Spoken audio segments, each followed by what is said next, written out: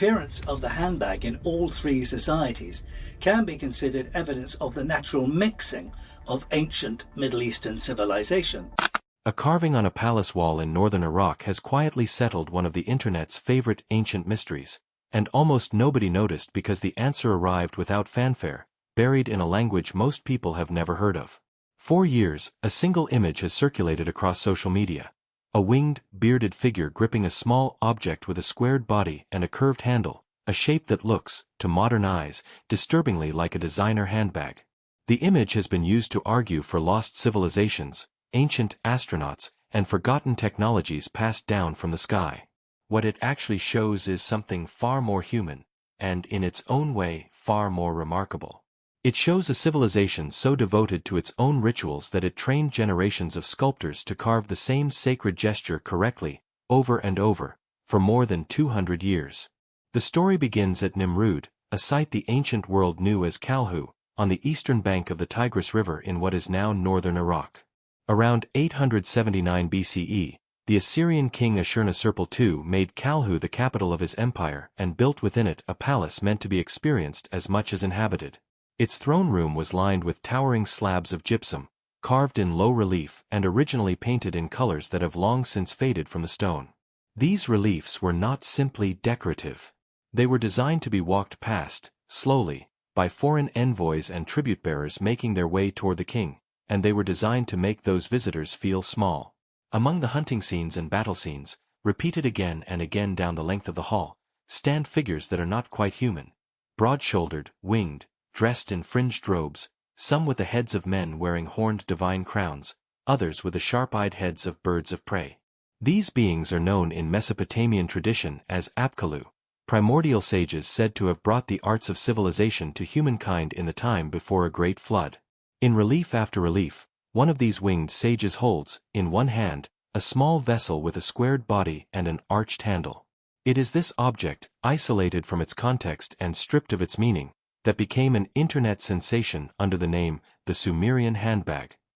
The site was first excavated in the 1840s by the British archaeologist Austen Henry Layard, who tunneled into the buried mound at Nimrud and shipped entire slabs, some taller than a man, down the Tigris and around the Arabian coast to London, where they now stand in the British Museum. 19th-century visitors, accustomed to the calm, idealized faces of Greek and Roman statuary, found the staring, winged Assyrian guardians genuinely unsettling. What those visitors were looking at, without fully realizing it, was a security system rendered in stone. Assyriologists who have spent careers studying Neo-Assyrian religious texts, among them the Finnish scholar Simo Parpala, whose research on Mesopotamian ritual and the Apkallu tradition has shaped much of the modern understanding of these figures, have shown that the winged sages were positioned deliberately at doorways and thresholds, the exact points where the Mesopotamian imagination believed harmful forces were most likely to slip into a building. Beneath some of those same thresholds, excavators later recovered small clay and bronze figurines of the very same guardians, buried facing outward, standing eternal watch underground long after the palace above them fell silent. This was not art hung for appreciation. It functioned, in the minds of the people who commissioned it, as active protection, working whether or not anyone stood in the room to see it. Here is the detail that unravels the entire mystery, and it is a detail that most people scrolling past the viral image never bother to look for, because it is in the other hand. In relief after relief, the Apkallu is not simply holding a bucket-shaped vessel. He is doing something with his second hand at the same time, raising a small, cone-shaped object to chest height and extending it, usually toward a stylized tree of interlaced branches that scholars call the sacred tree, sometimes toward the king himself. The two objects were never meant to be read separately. Assyrian ritual texts, cross-referenced by scholars against the imagery for well over a century, name these two objects directly. The bucket is called a bandudu. The cone-shaped implement is called a mullalu, a term that derives from a root meaning, to purify. Cuneiform ritual literature describes ceremonies in which a priest, or a divine attendant acting in a priest's role, dips the mullalu into consecrated liquid held in the bandudu and shakes it toward a person, an object, or a space, scattering droplets in a rite of purification, much the way a priest in a far later tradition might sprinkle holy water down the aisle of a church. When Assyrian archaeological sites have yielded actual bronze buckets of this type, Residue analysis has in some cases identified traces of water and plant matter consistent with exactly this use. There was never a hidden object of unknown power inside that bag. There was water, and a bronze instrument for flinging it, and a documented liturgy explaining precisely why. The Assyrians were not concealing an answer. They wrote it down, carved it in stone, and repeated it so consistently across decades of construction that the proportions of the bucket barely shift from one wall to the next, evidence not of alien standardization but of sculptors trained rigorously to get a sacred image exactly right. If the story ended at Nimrud, this would be a tidy resolution to a viral mystery and nothing more. It does not end there, and this is where an honest account has to slow down rather than rush toward comfort. Travel roughly 500 miles northwest into the hills of southeastern Turkey, and you arrive at Göbekli Tepe, a site whose oldest layers have been dated to approximately 9,600 BCE, more than 11,000 years before the present, and roughly 7,000 years before Ashurnasirpal II was ever born. Göbekli Tepe was excavated for decades by the German archaeologist Klaus Schmidt, who became convinced that the massive T-shaped limestone pillars arranged in circular enclosures at the site were not the remains of a settlement but something closer to a sanctuary, raised and periodically rebuilt by hunter-gatherer groups who left behind almost no other permanent architecture anywhere in the region. The discovery forced a genuine reckoning within archaeology because it demonstrated that organized labor, monumental construction, and complex symbolic thought existed well before the emergence of agriculture, appending a model of human development that had stood largely unchallenged for generations. One pillar at the site, catalogued as Pillar 43 and often nicknamed the Vulture Stone, is densely carved with vultures, a scorpion, snakes, and a row of smaller figures whose meaning remains genuinely debated among specialists. Near the top of that composition sit three small shapes, each a squared body topped with a curved arch, a silhouette that, to an eye trained on the Assyrian reliefs, looks strikingly similar to the bucket held by the Apkallu, carved roughly 7,000 years earlier. That gap deserves to be felt rather than glossed over, because it is the actual engine of this mystery. 7,000 years separates the carving at Göbekli Tepe from the palace at Nimrud, a longer span of time than separates Ashurnasirpal II's throne room from us today. There was no Sumerian civilization yet when those Turkish pillars were raised. There were no cities, no writing, no metal tools, quite possibly no agriculture at all. There was no plausible channel through which a Mesopotamian ritual concept could have traveled backward through time to reach the hunter-gatherers who built that sanctuary. And the shape sits there anyway, 3 times, in a row, above a procession of dangerous animals whose full symbolic meaning nobody living today can reconstruct with confidence. The shape's third appearance travels even farther, across an ocean rather than merely across a great stretch of time. At La Venta, a major center of the Olmec civilization in what is now the Mexican state of Tabasco, archaeologists have documented monumental carvings dating to roughly 1200 to 400 BCE, a period that overlaps in part with the Assyrian palaces on the opposite side of the world. The Olmec are frequently described by archaeologists as a foundational, or mother, culture for later Mesoamerican civilizations, known for colossal basalt heads and for a recurring hybrid figure blending human and jaguar features that scholars still debate the precise meaning of. Among the carved monuments at the site is one depicting a seated human figure framed by a coiling serpent whose open mouth arches over the man's head like a canopy, an image widely regarded by Mesoamerican specialists as one of the earliest known representations of what would later become the feathered serpent tradition, an idea that would echo forward for roughly 2,000 years into Maya and Aztec religion. In the figure's resting hand is an object with a rigid handle arching over a squared body, a silhouette that once again recalls the Apkallu's bucket and the 3 shapes on Pillar 43, carved by a civilization that, as far as mainstream archaeology can determine, had no contact whatsoever with the ancient Near East. Line those 3 images up, Iraq, Turkey, and Mexico, separated by thousands of miles and thousands of years, and it becomes genuinely difficult not to feel the pull of a bigger story. That pull is not irrational.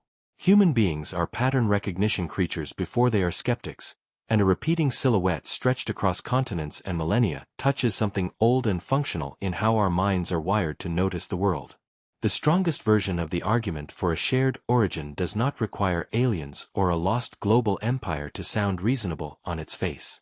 Cultures build differently, dress differently, and draw their gods with different faces, So when unconnected peoples appear to converge on the same specific motif, the argument goes that agreement demands an explanation beyond coincidence. It is a fair question to raise, and dismissing it outright would be its own kind of intellectual laziness. But a theory earns its keep only by surviving the question it would rather avoid, and this one does not survive it. If a single civilization, whether human or otherwise, once spread the same sacred symbol across the entire ancient world, the puzzle is not why the symbol appears 3 times.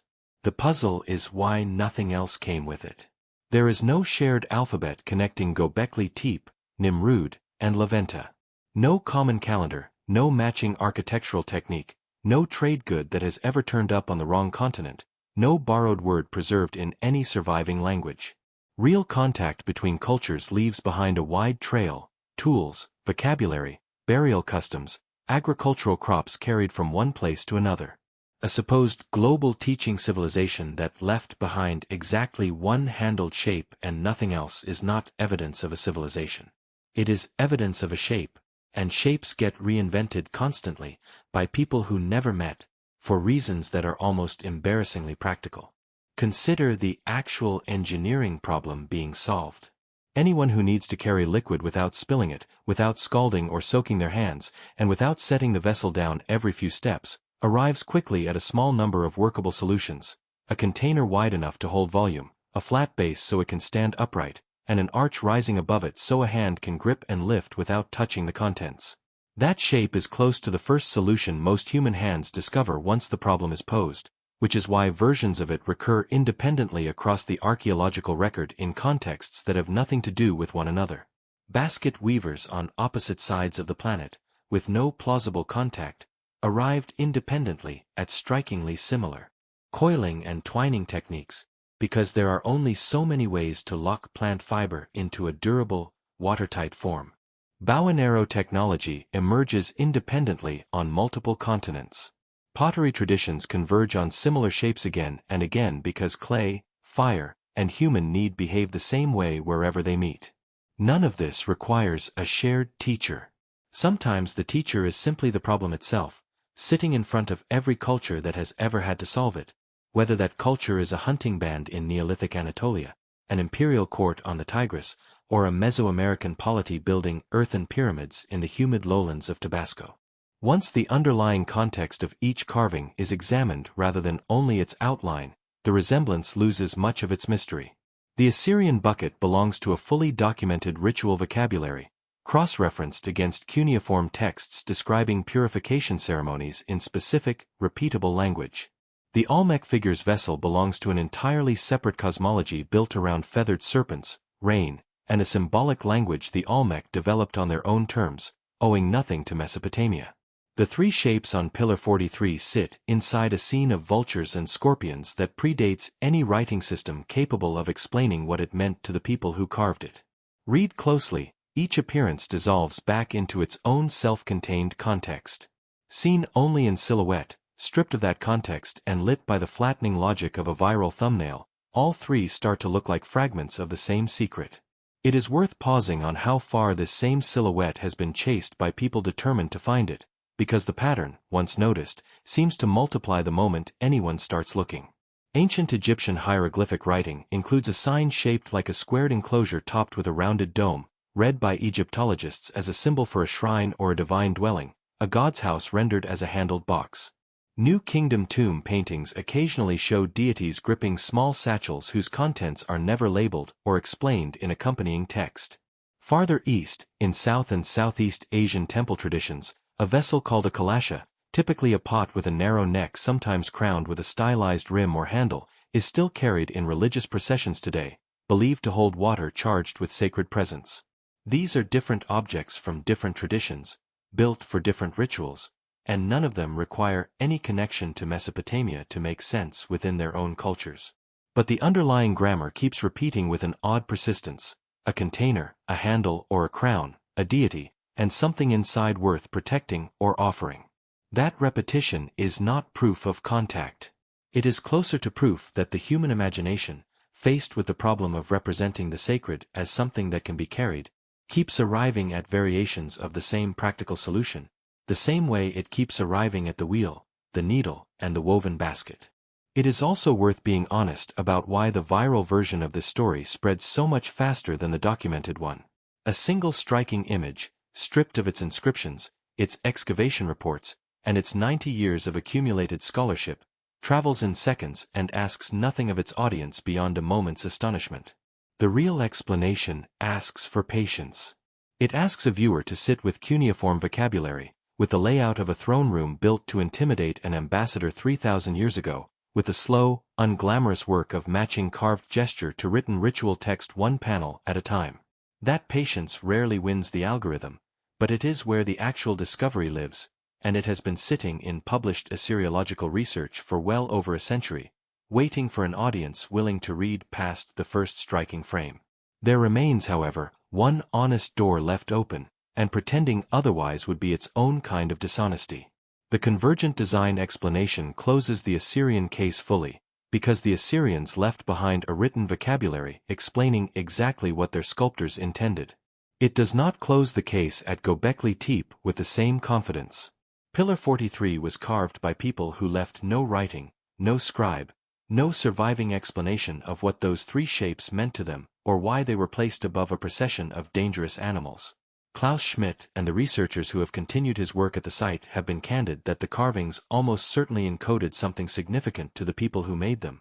A story, a warning, perhaps a map of relationships between clans, ancestors, or animals that mattered enormously in a world we can no longer fully enter. A world with its own quiet logic that simply never left behind the words to translate it for us. What survives, 11,000 years later, is the outline. The content is gone. It would be easy, and quietly dishonest, to borrow the confidence earned by the Assyrian explanation and paste it backward over Göbekli Tepe simply because the shapes rhyme. What is left, in the end, is not a story about ancient visitors or forgotten global civilizations, but something arguably more moving, a record of how seriously ancient people took their own beliefs, how carefully they trained each other to repeat a sacred gesture correctly across generations, and how much of that devotion still survives, legible, in stone and clay, for anyone willing to read the whole hand instead of half of it. The Assyrians were never hiding an answer inside that shape. They carved the answer directly beside it, in the fingers of the hand nobody thought to follow. Somewhere in the hills of Turkey, a smaller mystery still waits with real patience, holding its silence a little longer, not because it was designed to deceive us, but because the people who once understood it never imagined they would need to explain it to anyone else, and perhaps that, more than any lost civilization, is the part of this story worth carrying with us.